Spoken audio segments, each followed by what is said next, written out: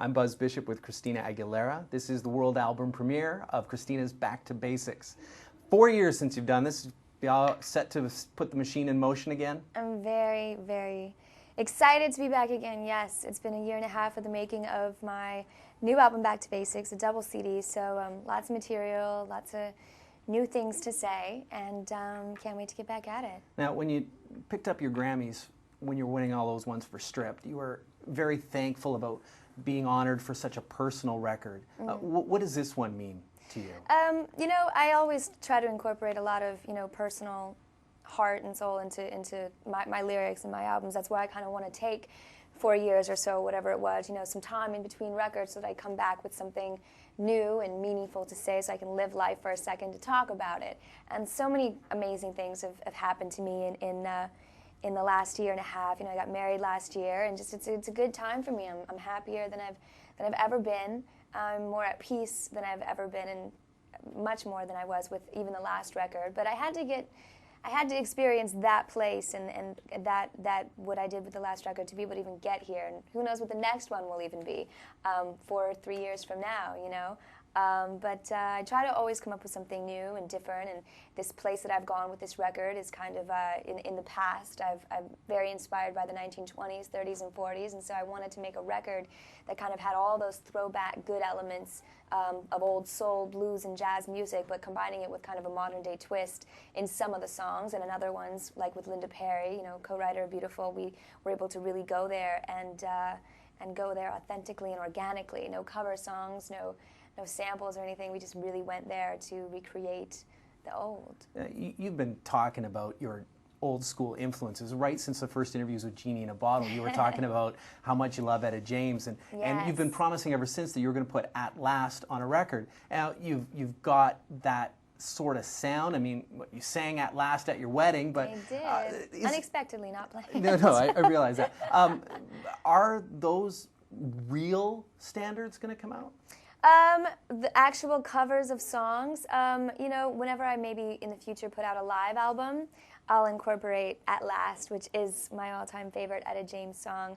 But I just was able to do a photo shoot with her recently, and she had the most amazing things to say to me, and she was just an amazing person, so that was one of my dreams in life come true. So that was really amazing. And the whole feel of this record, it's very dear to me, because this is, I think the root of all music is blues, soul, and jazz music, and it's a really fun image to play around with, kind of the old Hollywood glam that goes along with those eras. So it's all kind of a really fun package to play with. All right, well, let's talk about some of the songs on the record. You mentioned how happy and excited you were, and being married, and how excited.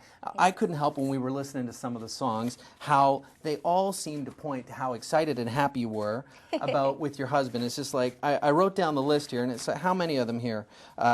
Nasty Naughty Boy, Pray, Save Me From Myself, Ain't No Other Man, Understand. Are those all about Jordan? He had a lot of lyrical influence, yes, in a lot of these songs.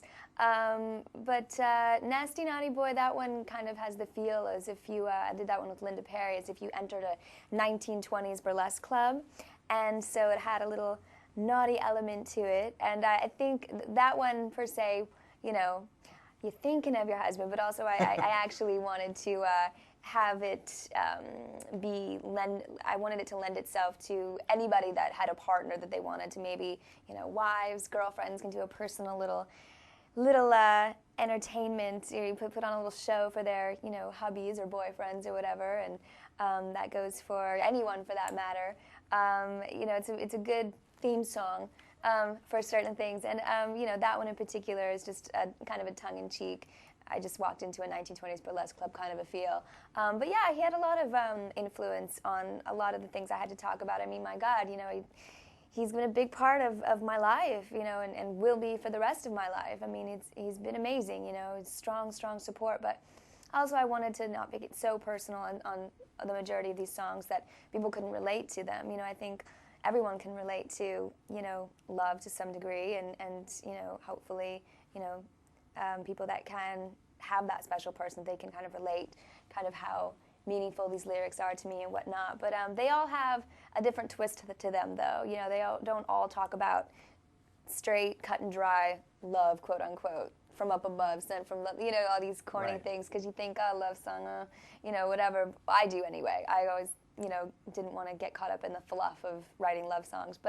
And I think we twisted them in ways where they're not just that cut and dry, but it's definitely a good time, and it's a good time to just feel good. I wanted a lot of the music just to have a feel-good element to them. Now, in the GQ article, it talks about Save Me From Myself, and you say some really wonderful things about Jordan, about how he's your rock and he's the center. Right. And then at the same time, when you listen to the song Thank You, you're talking, you put your fans into that record, and they're talking about how you're the one who's strong and you're the one leading them through. So are you the alpha female that your fans think you are, or do you really need your man that much to lean on? Like, which one is it? No, I think it's great that I have that support and that someone. But yes, I am a strong woman. I'm a strong female, and the great thing about being in love for me and whatnot is because I don't have to feel like I need to change myself at all to either lessen myself for someone's ego, because that it's a lot of times in a case, especially with a female who has success under her belt, it's hard to find a guy that's not either intimidated by that or the spotlight, and that can really be there and support and who really gets me 150%. So I would say a little bit of both. I mean, he makes me, I think, he gives me elements of just love and support that make me stronger. But all in all, it's a good combination. It's a good balance for me. All right. I'm Buzz Bishop. We're with Christina Aguilera. This is the world album premiere of Back to Basics. There seems to be two very different vibes on this record. You have the DJ premiere thing that is 20s, 30s, 40s, and then you have Linda Perry, which is, to me, well, can we say it, traditional Christina sound. It sounds very much like Stripped. Is it? Are they talk about the two sides? Yeah, I'm glad you noticed that. You didn't get to hear everything, no, we but didn't yes, hear everything you heard clips of a few cuts, which is so hard for me to part, with not showing my whole album. But yeah, there are two different worlds. It's a 2-disc album.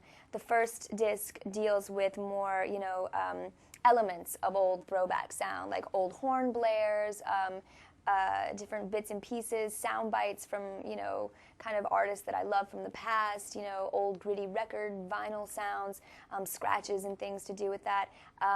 That came from more of the beat-driven producers like DJ Premier, Mark Ronson, guys that make more beat-driven tracks and use certain elements of sampling and chopping and slicing and dicing them up to make something completely new. And then there's disc 2 that deals with, my God, all these amazing songs that Linda and I were able to really go, and on some of these songs we really went there to this kind of organic and authentic place of old blues and jazz. One of the songs, I Got Trouble, sounds as if it was actually recorded in the 1920s using an old vintage microphone, covering it with an old ratty cloth, and to get that kind of muffly, gritty, old effect. Another one, Nasty Naughty Boy, as we have an audience on there, it sounds as if you just walked into a 1920s burlesque club, and I'm accompanied by a huge, brass band and whatnot behind me, big band feel, and it's really, really cool. And then we've got some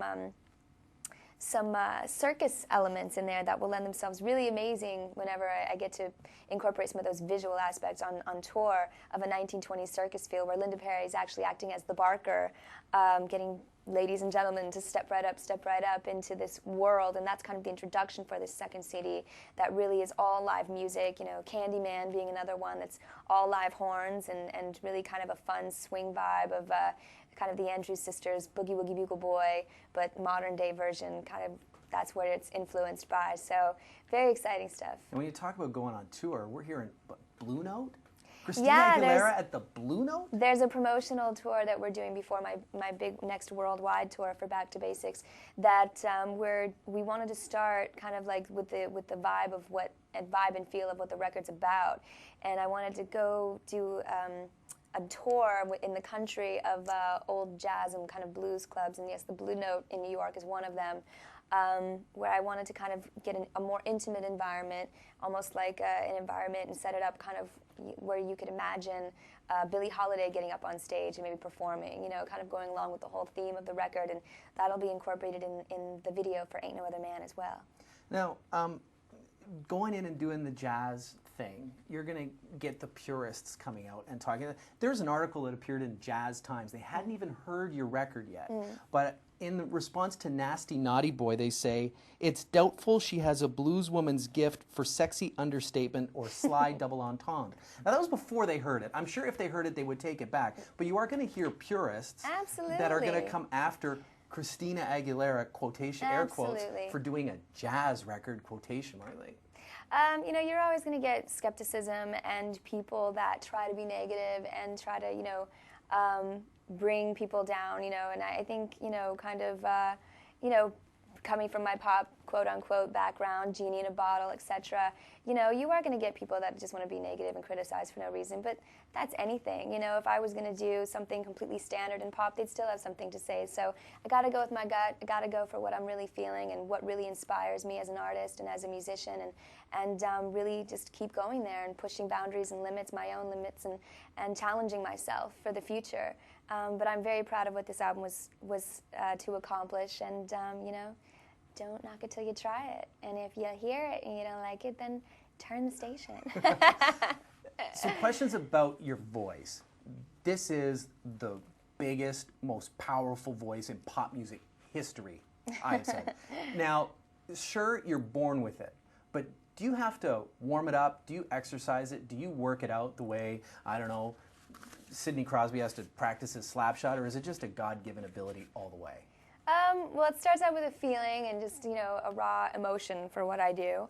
But I mean, I think I definitely try to warm it up before I'm about to go on stage and whatnot, a good hour or so beforehand, just because it's kind of like any other muscle. It's like an athlete, if you're a runner, it's like you want to kind of warm up and loosen up your muscles a little bit before you go out there so you're warm and ready to play the game. So whenever I go on stage and right before I'm about to attack my performance, I want to make sure that I'm good and warm and ready to go out there and give the best I can. Well, we've only scratched the surface. This is a 24-track CD. It's almost too much, Christina. It's going to take us forever to get through and digest it all, but we are so glad you're back. Slow portions. Thank you. After 4 years, it's good to have you back. I know, I'm excited. Back to basics. Thank you, Christina.